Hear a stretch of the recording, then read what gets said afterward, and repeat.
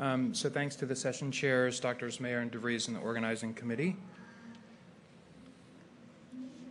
And I want to acknowledge that we've already heard quite a lot about the role of online and app-based components in a comprehensive way in the programs that have been described. And I want to focus a little bit more in on sort of the breadth of these programs and how they contribute to an overall program of sexual health. So I'm an epidemiologist, and by nature, I always try and tether down to a data point. So in the U.S., as in many countries, we experience a particular concentration of the epidemic among men who have sex with men. And the graph that you see here, the image that you see here, shows that over a decade span in the U.S., we had overall about a 20% decline in HIV diagnoses. But if you look just among MSM, that's actually a 6% increase. Bigger increases among MSM of color, including Black, other African American, and Latino Hispanic MSM. And then young MSM in the U.S., as in many countries, young MSM comprise increasing proportion of new HIV diagnoses. So I think it's helpful to think about new media in the context of what the epidemics are. And so new media being inclusive of all the components of this system that include computers, mobile phones, website games, social media, the internet. And what can new media do for us as part of an integrated approach? One, it can help us reach broad scale, which is critical. We can reach remote clients who may not be able to access more specialized services. We can provide rich media. Adults remember about 20% of the words they read without images, but images actually increase comprehension and retention. We can do tailoring. A meta-analysis of SMS-based interventions showed that when those messages were personalized, it actually increased the efficacy of adherence interventions for people living with HIV. We can provide reminders for services, and we can increase engagement. So coming back to our U.S. context, one of the questions we ask about new media is, will it reach the people that we want it to? This data from the Pew Research Center shows the increase in cell phone ownership overall over about the last decade and a half to reaching nearly 100% of U.S. adults who own devices, but the slope of the smartphone ownership is even steeper than that. So increasingly in the U.S., adults have smartphones and can take advantage of its rich content. And when we break that down by age and race, we find that younger U.S. adults, 18 to 29, who are in that group of highest risk, have the highest smartphone ownership. And although there are a lot of other socioeconomic disparities in the U.S. between white, Black, and Hispanic Americans, there's sort of an equity of cell phone ownership. So we think we can reach the populations at greatest risk.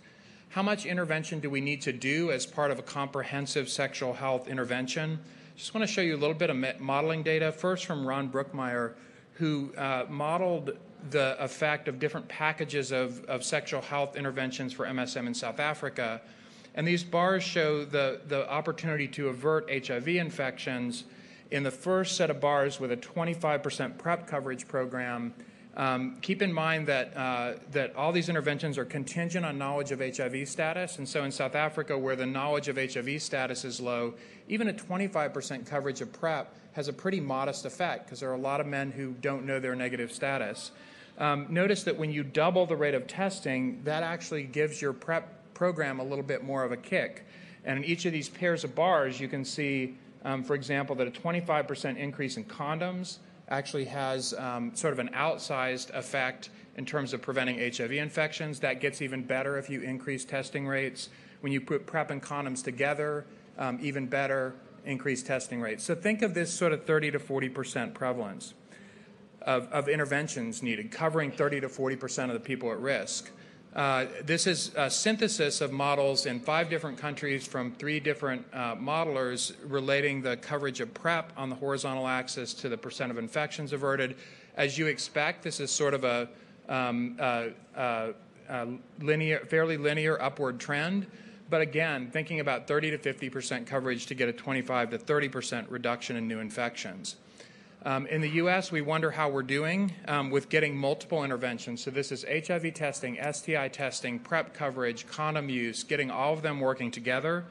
These next few slides are data from Travis Sanchez, who's been running a national HIV behavioral surveillance system since 2012. So in terms of PrEP coverage in the U.S., the red bars here among all MSM, the orange bars among MSM who have a PrEP indication. And if we want to get to 30 to 50% coverage of eligible men, by the end of 2016, we were still under 10%. This is prevalence of use of HIV testing. So I'll just show you that the green line here is STI testing among HIV negative men. Increases generally over the last 4 to 5 years, but we only get to 40%.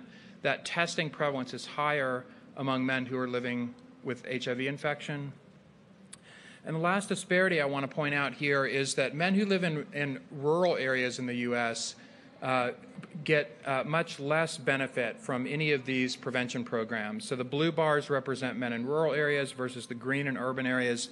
These men are less likely to get an HIV test, less likely to have received condoms, an individual level intervention, or a gonorrhea or syphilis test.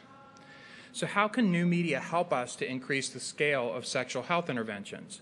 New media can help increase understanding of recommended services, increase motivation to use services, help navigate users to service locations, remind men to use services that they've planned, tailor services to increase their relevance, and provide opportunities to target the mail-out home-based sampling kits, which the previous speakers have addressed, but to get them in the hands of men who may be living in rural areas. So I'm going to give 3 quick examples and talk about which aspects they address. The first is Health Mindr. This is a comprehensive mobile app for sexual health for MSM that includes self-assessment to see what services might be recommended, developing a plan for routine HIV testing. Here you see on the right side ordering condoms, ordering home test kits, also PrEP and NPEP evaluation. As I'll show you, we're adding STI components to this app. And it's built on the social cognitive theory, which suggests for behavior like HIV testing that we can help men set goals within an app, we can help them develop self-efficacy, positive outcome expectations, and self-regulation. We did a fair amount of formative work in developing this app, and one of the things we heard in focus groups from gay men and other MSM is, please don't tell us use condoms and go get HIV tested. We really want feedback that's based on our own risks and realities. And so the first activity is to answer a series of questions, 10 questions, and then men are given back a few high-priority recommendations that are based on their answers. And we actually communicate how those recommendations came about by saying, because you told us that you haven't had an STI test in the last year, this is a high-priority item for you. You can find out where to get a test here. In the newer versions of the app, they can actually order a kit to be sent to their home.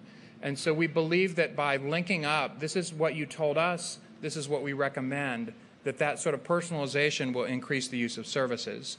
In the pilot study of this app, which was done in Atlanta and Seattle, we enrolled 121 men who'd never tested HIV positive, gave them the app and asked them to use it for 4 months, and 99 completed a final evaluation.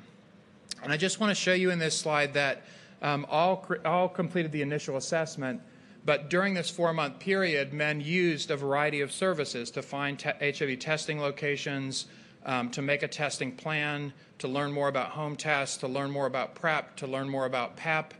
And with the integration of STI testing, on the next version of the app, we'll be adding another set of bars to address STI testing.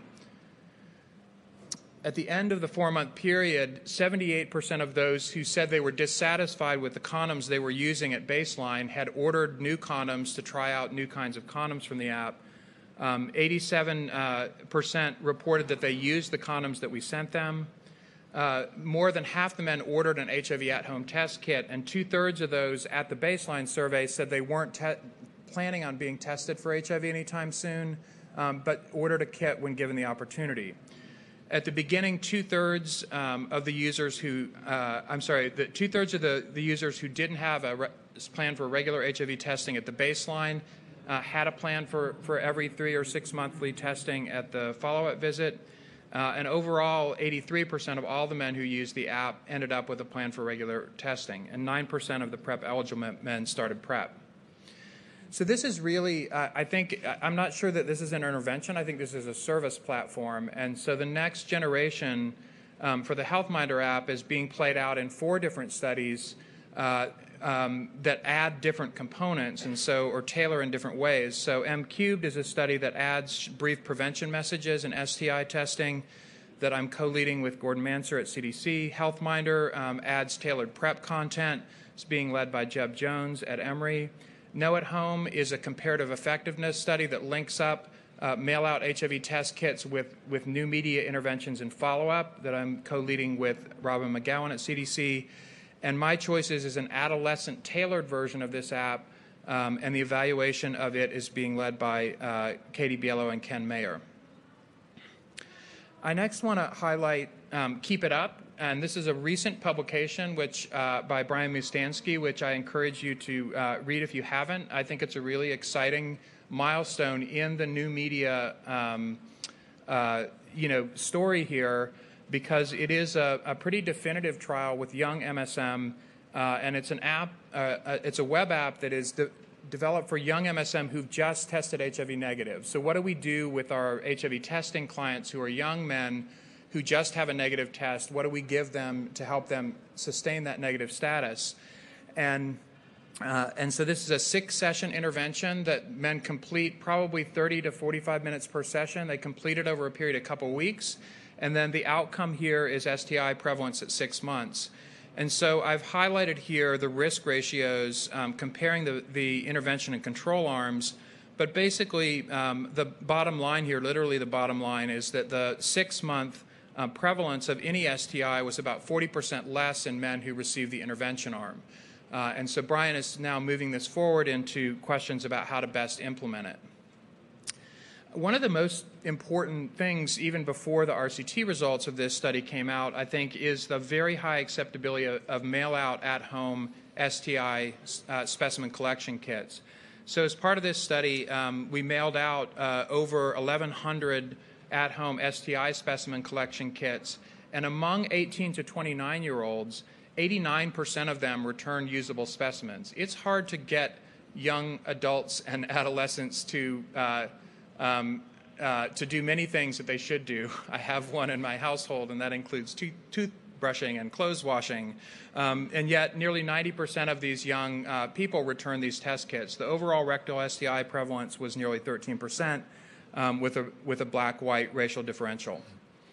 So I'm going to end by talking about the HIV Adolescent Trials Network, and the ATN is a NIH-sponsored research network, and I'm part of the UNC Emory Center for Innovative Technology, which is led by the UNC Center, led by Lisa Hightower-Weidman. And I won't go through all these, but I just want to reflect that all the lines on this graph are actually studies that are currently underway to evaluate technology-based interventions.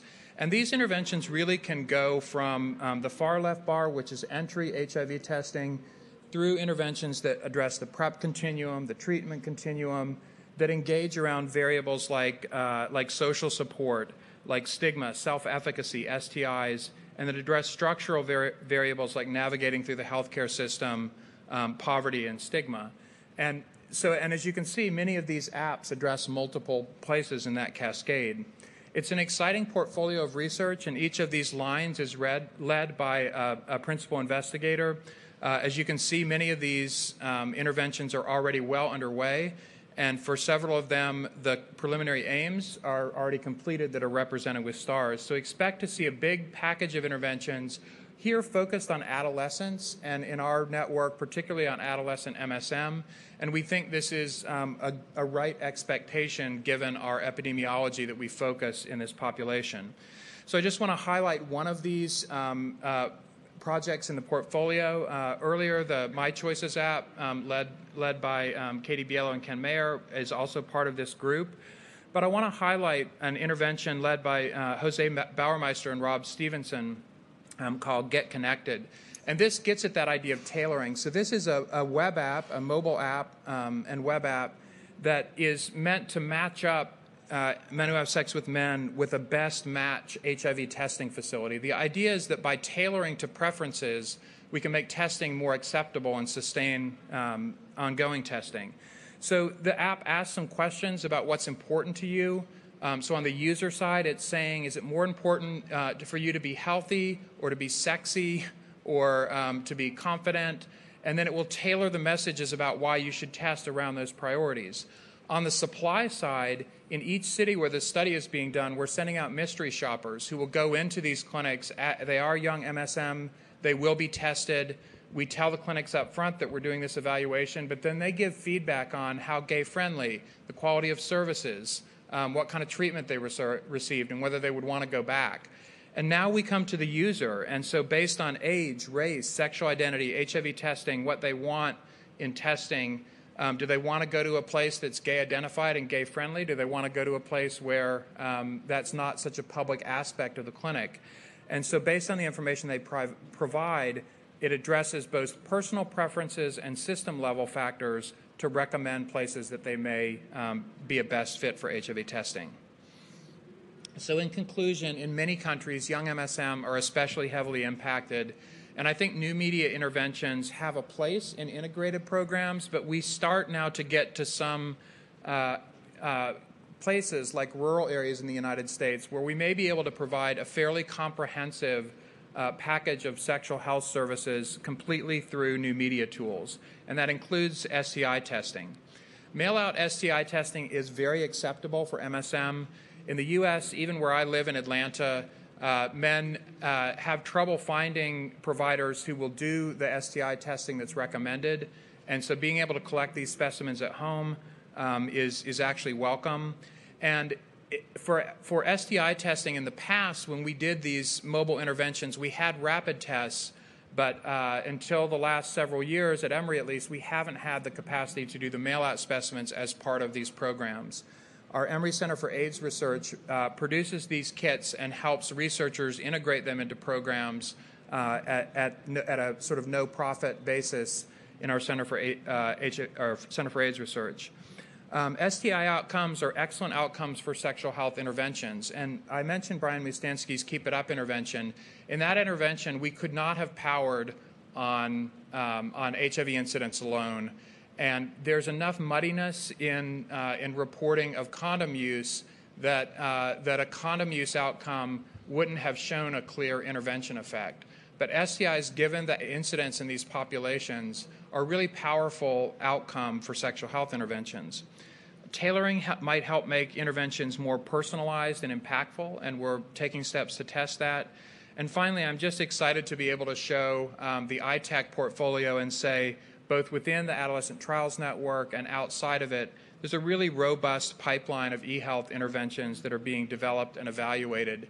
And at this point, I think it's important that we start to turn our sights towards how we could implement these at scale. How would they be provided? I really appreciated the discussion of the structure of the health system in the Netherlands, and this is going to play out differently in every country that tries to implement them. This work is the result of the hard work of a lot of great people who I have the privilege of working with, and I've listed them here. Thank you.